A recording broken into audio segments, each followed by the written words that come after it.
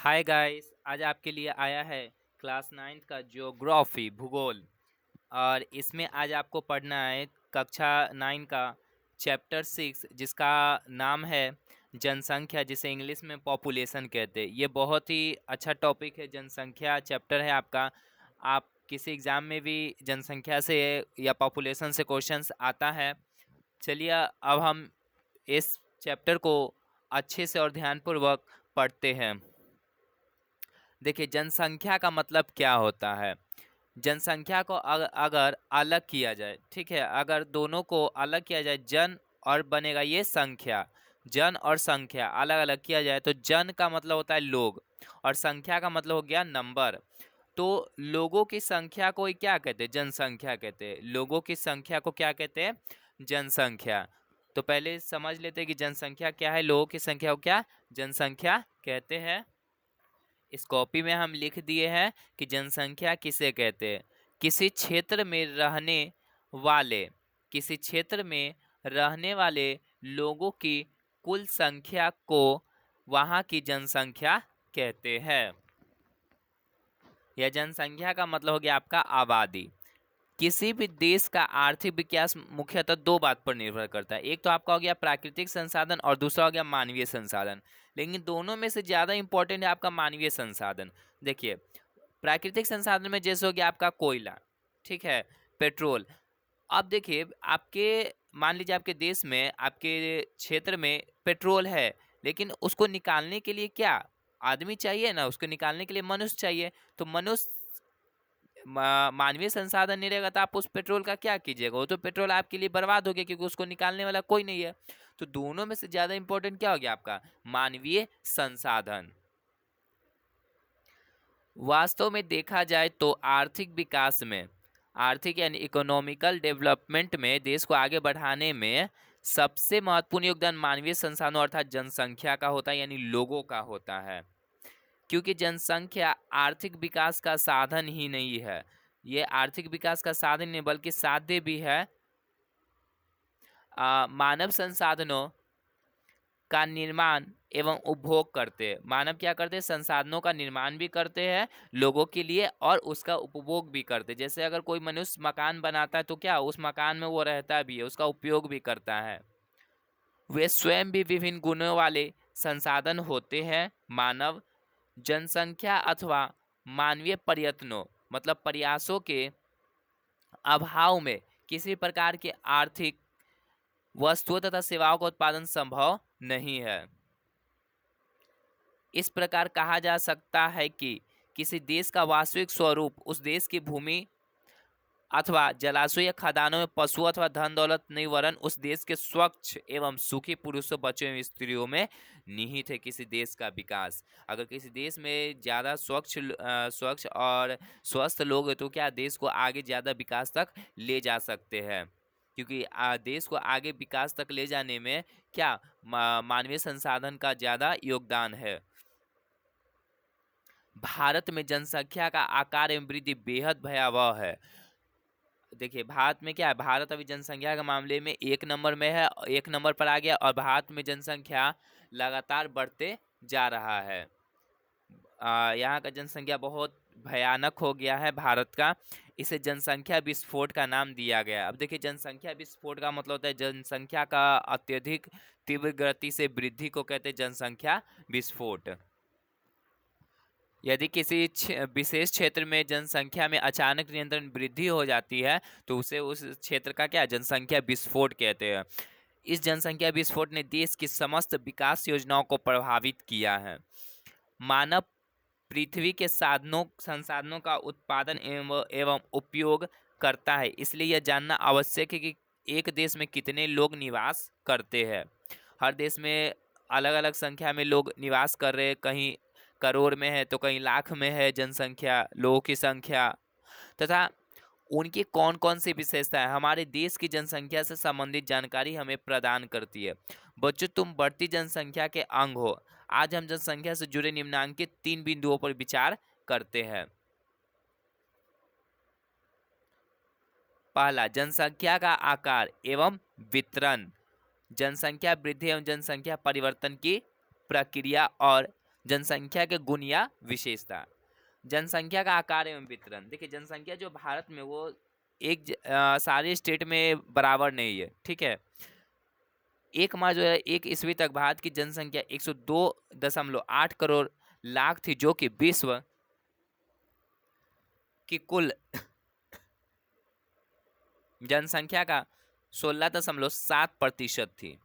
ये करीब 103 करोड़ लोग भारत के 32.8 लाख वर्ग किलोमीटर विश्व स्थलीय भूभाग का 2.4%। देखिए जो विश्व में एरिया के हिसाब से जो भारत है तो पूरे पृथ्वी का 2.4% पर है, और उस पर देखिए 103 करोड़ 2001 के जनगणना के अनुसार है भारत का पॉपुलेशन कि विशाल क्षेत्र में असमान रूप से वितरित हुए हैं। असमान का मतलब सब जगह बराबर नहीं है। मान लीजिए अगर किसी स्टेट का पॉपुलेशन 10 लाख है तो ऐसा नहीं कि हर स्टेट में वो पॉपुलेशन 10 लाख है, कहीं 20 लाख है, कहीं 1 करोड़ से ऊपर है पॉपुलेशन, कहीं 10 करोड़ है किसी स्टेट का पॉपुलेशन। तो हर जगह क्या है, जनसंख्या का वितरण असमान है। एक निश्चित, अब देखिए जनगणना किसे कहते हैं। जनगणना का मतलब हो गया, जन्म का मतलब लोग और गणना का मतलब गिनना, यानी लोगों की गिनती, ठीक है। तो एक निश्चित समय पर लोगों की गिनती हो, जैसे भारत में हर 10 साल पर लोगों की गिनती होती है, जिसे हम लोग जनगणना कहते हैं। जनगणना से पता चलता है कि किसी क्षेत्र में कितने लोग रह रहे हैं, उनकी संख्या कितनी है। तो जन का मतलब लोग और गणना का मतलब काउंटिंग, गिनना। कह रहा है कि निश्चित अंतराल पर यानी निश्चित समय पर जनसंख्या की गिनती को जनगणना कहते हैं। तो निश्चित समयांतराल पर जनसंख्या की गिनती को जनगणना कहते हैं, और भारत में जो जनगणना होती है वो कितने 10 साल पर होती है। देखिए भारत में जो पहली बार जनगणना हुआ था, भारत में पहली बार जनगणना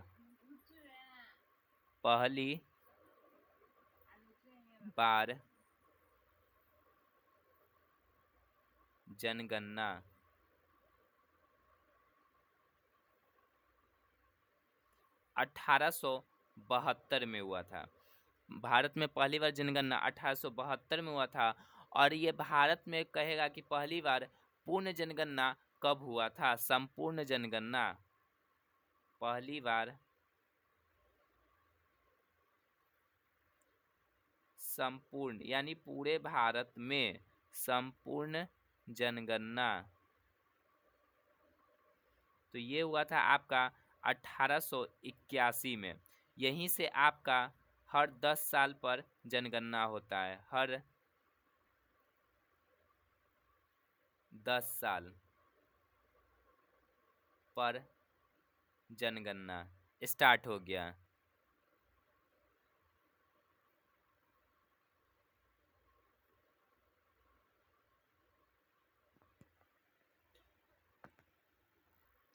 देखिए 1872 में जनगणना की गई थी भारत में सबसे पहले, और 1881 में पहली बार संपूर्ण जनगणना की गई। उसी समय से प्रत्येक 10 वर्ष पर जनगणना होती है भारत में।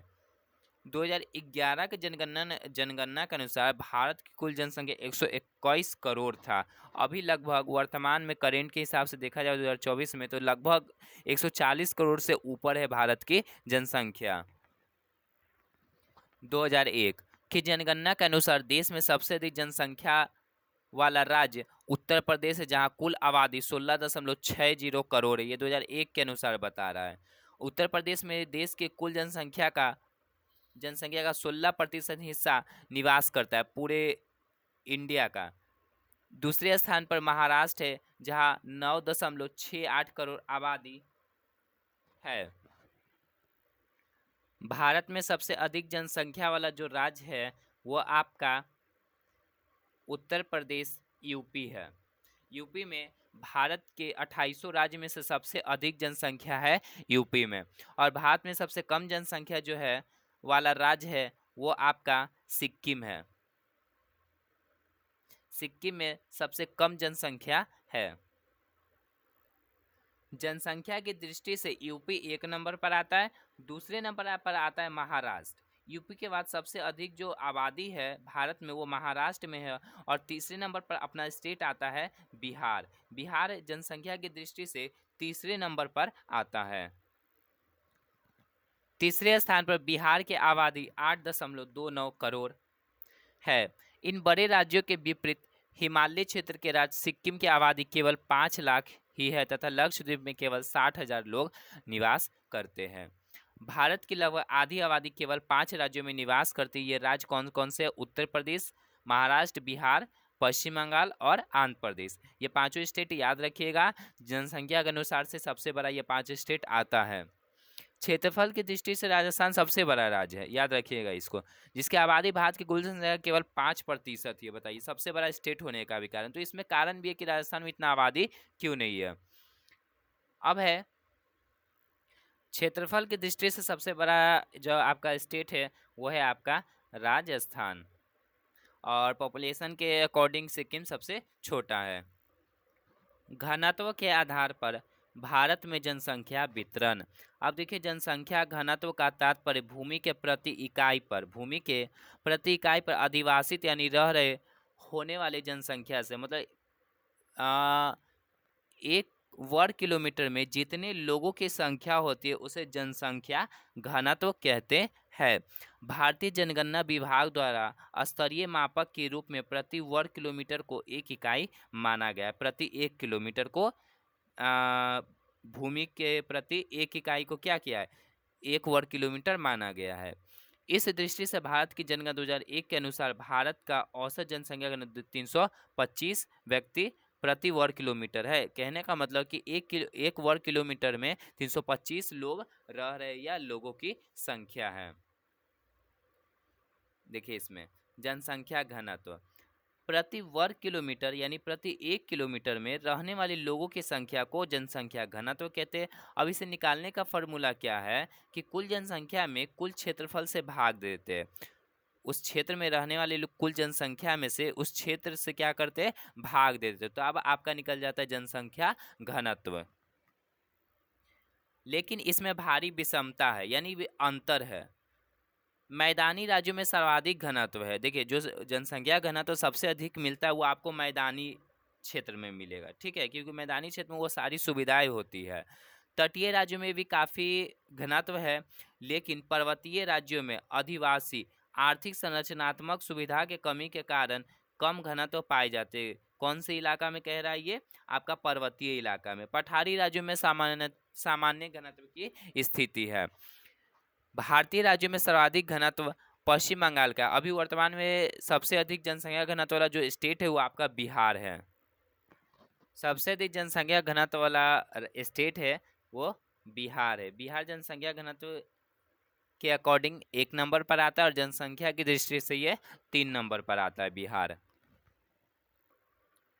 यहाँ औसतन प्रति वर्ग किलोमीटर 904 व्यक्ति रहते। इसके बाद क्रमशः बिहार, केरल का स्थान आता है। सबसे कम जनसंख्या घनत्व वाला कौन है स्टेट? अरुणाचल प्रदेश। सबसे कम घनत्व अरुणाचल प्रदेश अर्थात पर्वतीय राज्य का है, जहाँ औसत घनत्व 13 व्यक्ति प्रति वर्ग किलोमीटर है, यानी कि एक वर्ग किलोमीटर में केवल 13 व्यक्ति ही रहते हैं। कौन सा स्टेट है आपका? ये अरुणाचल प्रदेश।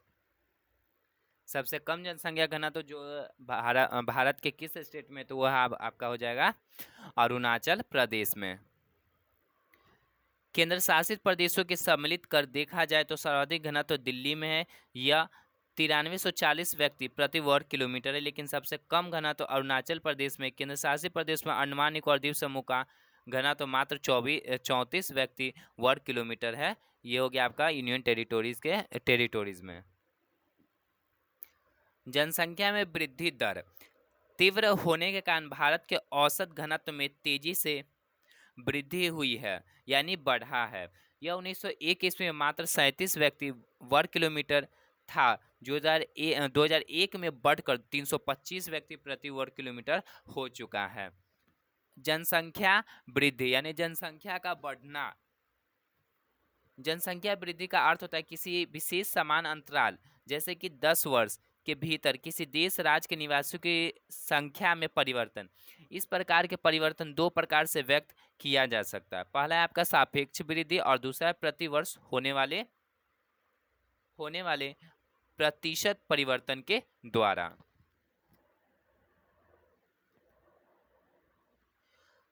प्रत्येक वर्ष या एक दशक मतलब कि 10 वर्ष में बढ़ी जनसंख्या कुल संख्या में वृद्धि का परिणाम। पहले की जनसंख्या जैसे कि 1991 की जनसंख्या के बाद की जनसंख्या 2001 की जनसंख्या से घटाकर इसे प्राप्त किया जा सकता है। योग्य आपका सापेक्ष वृद्धि, निरपेक्ष वृद्धि भी कहा जाता है इसे। अब दूसरा जनसंख्या वृद्धि का दूसरा पहलू प्रतिवर्ष प्रतिशत में व्यक्त किया जाता है। जैसे प्रतिवर्ष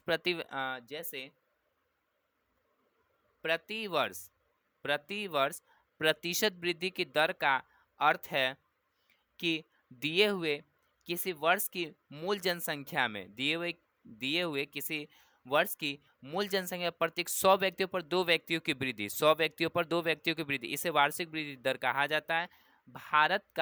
भारत की आबादी 1991 में 3610 लाख से बढ़कर 2001 में 10,280 लाख हो गई। यानी कि 2001 से 2011 में आते आते बहुत जनसंख्या बढ़ गया। सिर्फ 1921 में ऋणात्मक जनसंख्या वृद्धि हुई, यानी कि जनसंख्या घटा था कब? 1921 में आपका। देखिए जनसंख्या में जो परिवर्तन होता है, चेंजिंग होता है, घटना बढ़ना, जो जनसंख्या में घटाव बढ़ाव होता है उसे जनसंख्या परिवर्तन कहते हैं। उसके 3 मुख्य कारण हैं। अब देखिए कौन कौन है?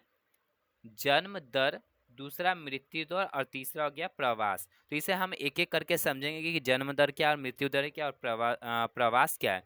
देखिए जन्म दर का मतलब होता है 1000 लोगों पर जितने शिशुओं का जन्म होता है उसे जन्म दर कहते हैं, और 1000 लोगों पर जितने लोगों की मृत्यु होती है उसे मृत्यु दर कहते हैं। और प्रवास का मतलब होता है एक जगह से दूसरी जगह प्रस्थान करना या दूसरी जगह जा कर के रहना, उसे कहते हैं प्रवास। अब यह प्रवास कोई रोजगार के चलते भी जा सकता है, ठीक है, कोई काम के चलते भी जा सकता है, कोई शिक्षा पाने के लिए भी जा सकता है। जन्म दर का मतलब हो गया कि एक वर्ष में प्रति मतलब 1000 व्यक्तियों में जितने जीवित बच्चों का जन्म होता है उसे जन्म दर कहते हैं। और मृत्यु दर का मतलब कि एक वर्ष में प्रति 1000 व्यक्तियों के मरने वालों की संख्या को, प्रति 1000 व्यक्तियों में मरने वालों की संख्या को क्या कहते हैं? मृत्यु दर कहते हैं। जनसंख्या में होने वाले परिवर्तन की 3 मुख्य कारण है: जन्म दर, मृत्यु दर, प्रवास। जन्म दर एवं मृत्यु दर के बीच का अंतर जनसंख्या की वास्तविक प्राकृतिक है।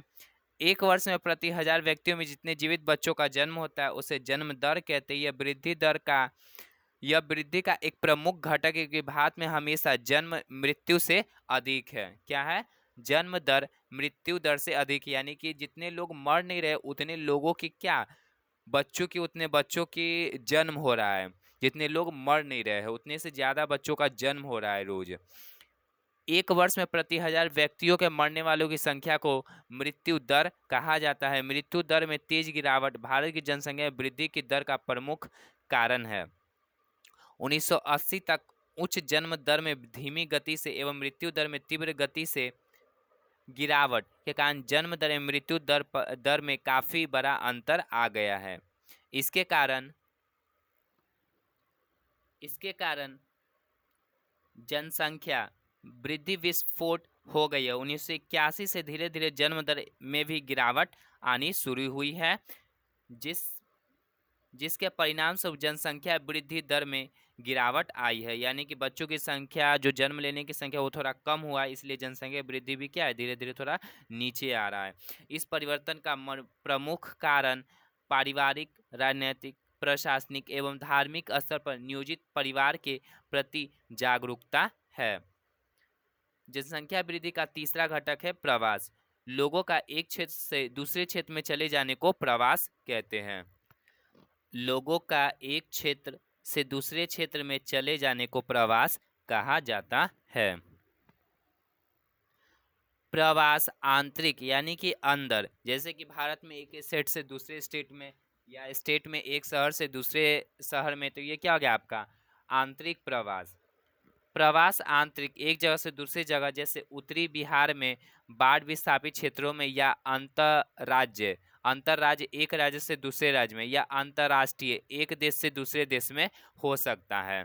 प्रवास का मतलब यानी कि लोग जा सकते हैं एक देश से दूसरे देश में, एक स्टेट से दूसरे स्टेट में, या एक शहर से दूसरे, यानी एक जगह को छोड़ करके दूसरी जगह रहने चले गए, तो हो गया आपका प्रवास। आंतरिक प्रवास जनसंख्या के आकार में कोई परिवर्तन नहीं लाता है, लेकिन यह एक देश के भीतर जनसंख्या के वितरण को प्रभावित करता है। जैसे कि कोई एक स्टेट को छोड़ करके दूसरे स्टेट में चला जाता है, तो क्या उस स्टेट में रहने वाले जनसंख्या में क्या कुछ तो परिवर्तन होता है। जनसंख्या वितरण एवं उसके घटकों को परिवर्तित करने में प्रवास की महत्वपूर्ण भूमिका होती है। भारत में अधिकतर आंतरिक प्रवास ग्रामीण से शहरी क्षेत्रों की ओर होता है, क्योंकि गाँव में क्या काम मिलता नहीं है। जैसे कृषि होता है तो क्या 6 महीना काम मिला, 3 महीना मिला काम, लेकिन फिर 12 महीना में 4 महीना या 5 महीना उन्हें काम नहीं मिलते, तो वो शहर में आते हैं करने के लिए। इससे क्या होता है, गाँव की जनसंख्या में बदलाव, चेंजिंग होता है, परिवर्तन होता है। क्योंकि ग्रामीण क्षेत्रों में अपकर्षण कारक प्रभावी होते हैं। ये ग्रामीण क्षेत्रों में गरीबों एवं बेरोजगारी की प्रतिकूल अवस्थाएं तथा नगर का कर्षण प्रभाव रोजगार में वृद्धि एवं अच्छे जीवन स्तर को देता है। तो शहर में क्या लोग रोजगार के चलते आते हैं। अब है प्रवास जनसंख्या। प्रवास जनसंख्या परिवर्तन का एक प्रमुख घटक है। यह केवल जनसंख्या के आकार को ही प्रभावित नहीं करता, बल्कि उम्र एवं लिंग के दृष्टिकोण से नगरीय एवं ग्रामीण जनसंख्या को संरचना को भी परिवर्तित करता है।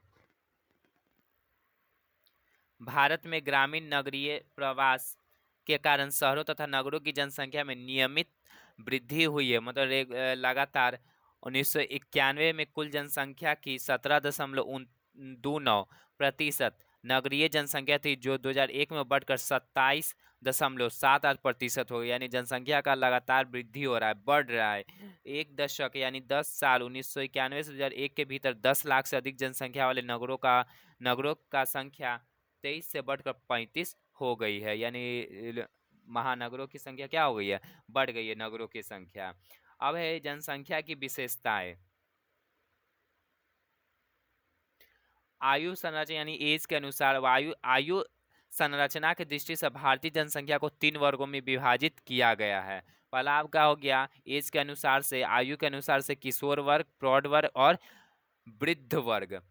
किशोर वर्ग में आएगा आपका 15 वर्ष से कम के आयु के बच्चा, ठीक है, 15 वर्ष से कम के आयु का बच्चा आपका आएगा किशोर वर्ग। प्रौढ़ वर्ग में आपका आएगा 15 से 19 वर्ष की आयु, और वृद्ध वर्ग में आएगा 60 वर्ष से या इससे अधिक। प्रौढ़ वर्ग की जनसंख्या को श्रमजीवी अथवा कार्यरत आयु वर्ग कहा गया, यानी कि काम करने वाला ये वर्ग है जनसंख्या का। और प्रथम और अंतिम वर्ग को आधारित जनसंख्या कहा जाता है, मतलब डिपेंडेंट है ये दोनों। जो पहला और दूसरा है ये क्या है, प्रौढ़ वर्ग के जनसंख्या पर क्या है, डिपेंडेंट। जैसे बच्चा तो कोई काम करता नहीं है घर में, वो पढ़ाई करता है, और बड़े बुजुर्ग लोग भी ये क्या काम नहीं करते, तो किस पर, प्रौढ़ वर्ग के जनसंख्या पर वो क्या है, डिपेंडेंट है। तो इसे कहते हैं डिपेंडेंट पॉपुलेशन। भारत में किशोर वर्ग के अंतर्गत 36.5% जनसंख्या है किशोर वर्ग का। प्रौढ़ वर्ग के अंतर्गत 56.7% तथा वृद्ध में 6.8% जनसंख्या। यानी कि कहने का मतलब कि भारत में जो सबसे अधिक वर्ग का जनसंख्या वो है आपका प्रौढ़ वर्ग का जनसंख्या, सबसे अधिक है 15 वर्ष से अधिक वाला। स्वास्थ्य सुविधाओं में तेजी से हो रहे सुधार के कारण वृद्ध वर्ग की जनसंख्या में तीव्र वृद्धि की संभावना है, यानी कि जो 60 वर्ष से अधिक की उम्र के व्यक्ति है। इसके विपरीत जनसंख्या नियंत्रण के प्रति बढ़ती जागरूकता और प्रबंधन के अनुकूल उपायों के कारण किशोर वर्ग में कमी आने की पूरी संभावना है। कार्मिक या क्रियाशील वर्ग में जनसंख्या अनुपात में संभावित वृद्धि से रोजगार के नए आयामों को तलाशना होगा, अन्यथा बेरोजगार की समस्या विस्फोट के रूप में ले सकते हैं, यानी बेरोजगार बहुत अत्यधिक बढ़ सकता है। लिंग अनुपात का मतलब होता है प्रति 1000 पुरुषों पर महिलाओं की संख्या को लिंग अनुपात कहा जाता है। और सबसे अधिक लिंग अनुपात वाला जो स्टेट है वह है केरल, और सबसे कम है हरियाणा। मतलब कि केरल में 1000 पुरुषों पर महिलाओं की संख्या अधिक है 1000 से अधिक, और हरियाणा में 1000 पुरुषों पर 1000 से कम महिलाएं हैं। प्रति 1000 पुरुषों पर महिलाओं की संख्या को लिंग अनुपात कहा जाता है। जानकारी किसी दिए गए यह जानकारी किसी दिए गए समय में समाज, पुरुषों या महिलाओं के बीच समानता सीमा मापने के लिए एक महत्वपूर्ण सामाजिक समयक है। देश में लिंग अनुपात महिलाओं के पक्ष में नहीं है। सन 1951 से 2001 के बीच के लिंग अनुपात की सारणी 6.2 में दर्शाया गया है। साक्षरता दर। साक्षरता जनसंख्या का बहुत ही महत्वपूर्ण संसाधनात्मक गुण होता है। स्पष्टतः केवल एक शिक्षित और जागरूक व्यक्ति नागरिक ही बुद्धिमत्ता निर्णय ले सकता है तथा शोध एवं विकास के कार्यों को कर सकता है। कौन? शिक्षित व्यक्ति। ठीक है, वो देश को आगे बढ़ा सकता है, शोध एवं विकास के कार्यों को कर सकता है। साक्षरता स्तर में कमी आर्थिक प्रगति में एक गंभीर बाधक होता है। अगर आपका किसी देश का साक्षरता दर अधिक है तो वहाँ क्या होगा? आर्थिक प्रगति ज़्यादा होगा, आर्थिक प्रगति वहाँ का ज़्यादा होगा। भारत में जो साक्षरता दर है वो सबसे अधिक केरल का है। सबसे अधिक साक्षरता दर किस स्टेट का है? केरल का। तो यहीं तक रहने दीजिए और आपको अब नेक्स्ट वीडियो में ये पूरा चैप्टर ख़त्म करके बताया जाएगा। तब तक इस चैनल में इस वीडियो को ध्यान से देखें और इस चैनल में बने रहें ताकि आपका धीरे धीरे सारा सिलेबस कवर होते जाए 9th का, जो भी आप स्टूडेंट्स अगर 9th के हैं तो। और thanks for watching my video students.